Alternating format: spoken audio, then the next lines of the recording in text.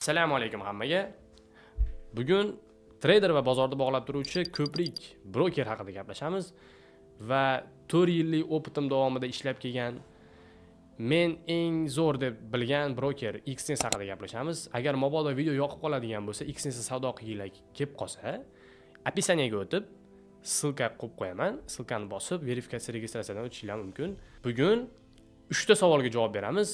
Nega aynan Xness va Xnessning eng yaxshi taraflari va eng zo'r fishkalari? Aytib o'tgandek, 4 yil davomida eng yaxshi broker deb bilganim bu Xness bo'ldi.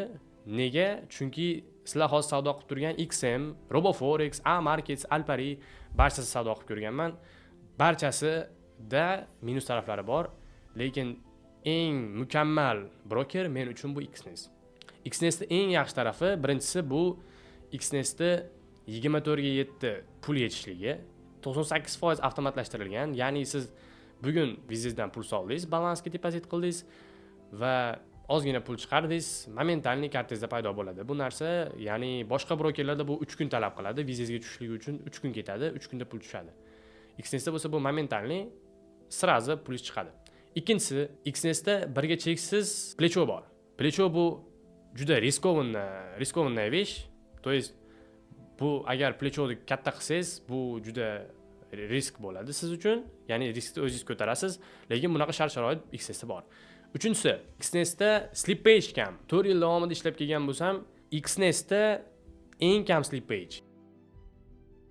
Siz сделка ochasiz, bitim ochasiz, stop loss take profit qo'yasiz, yangilik chiqadi, bozor yoki stop lossingizni surib oladi, yoki take profitingizni surib oladi, bu narsa slippage deyiladi. Yoki bo'lmasam limitli orderlaringizni surib olishi mumkin.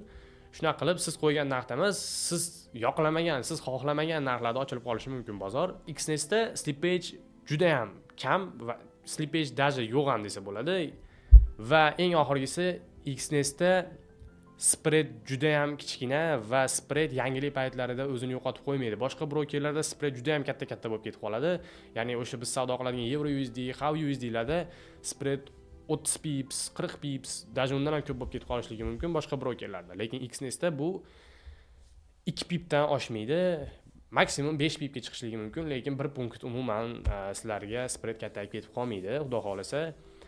Va yana bitta narsani aytib o'tib ketishim kerak. Bu videoni ko'rganinglardan keyin agar Xness bilan qanaqadir muammo bo'lib qoladigan bo'lsa, описаниеda yana aytganimdek, Telegram lichkamni qoldiraman, shaxsan o'zim hamma muammolarni hal qilib beraman, xudo xolasa.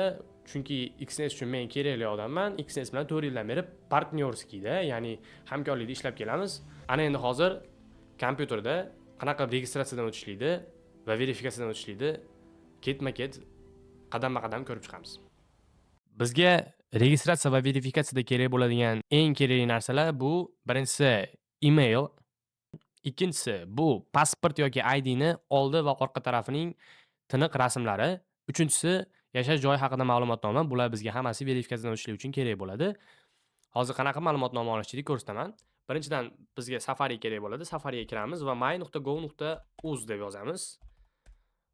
Birinchi chiqqan saytga kiramiz. Bu yerdan shaxsiy kabinet tugmachasini bosib, One ID orqali kirish va bu joyda bizdan login va parol so'raladi. O'zingiz shaxsiy login parolingizni terib kirasiz. Bu yerda kirganingizda o'zingiz shaxsiy ma'lumotlaringiz chiqadi. Bizga xizmatni izlash tugmachasini bosib, yashash joyi haqida ma'lumot, ya'ni yashash joyi bo'yicha ma'lumotni bosamiz va xizmatdan foydalanish. Va bu yerda bizga shunaqa dokument beradi. Sizlar buni skachat qilib, o'zingizlarga yuklab olinglar. Hozir verifikatsiya davomida buni yuklab Xnessdan verifikatsiyadan o'tamiz. Ana endi yashash joyi haqida ma'lumotni olib bo'lgandan keyin описаниеga o'tib, Xness ssilkasini bosib, Xness saytiga o'tamiz va bu yerda create an account, yangi akkaunt ochishni tanlaymiz va o'zingizning email manzilingizni kiritasiz va o'zingizga qulay bo'lgan parolni kiritasiz. Va register tugmachasini bosamiz. Parol saqlanib qilib qo'yamiz. Bu yerga telefon raqam,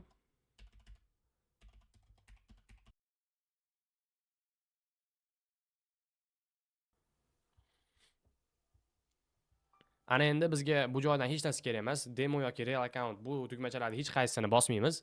Bizga kerak bo'ladigan narsa bu saytdan chiqib ketish va qaytadan Xnessni qidirib, Xnessning saytiga kirish Va bu joyda create account emas, ya'ni sign in tugmachasini bosamiz. Bu yerda o'zingiz hozirgina registratsiyadan o'tgan emailingiz va parolingizni yozamiz va sign in tugmachasini bosamiz va bizga lishniy kabinet ochiladi. Lishniy kabinetda biz ko'rib turibmizki, biz verifikatsiyadan o'tmaganmiz. Bu joyda complete profile deb bosamiz.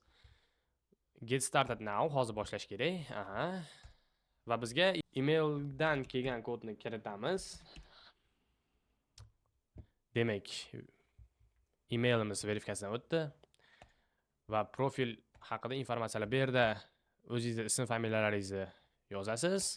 Xo'p, barcha ma'lumotlarni to'ldirdik. Bizga hedging deb yoki bo'lmasam spekulyatsiya любой bittasini tanlaymiz. Continue. Bu joyda xohlagan punktni belgilashinglar mumkin. Bu qiziq emas, bu oddiy apros.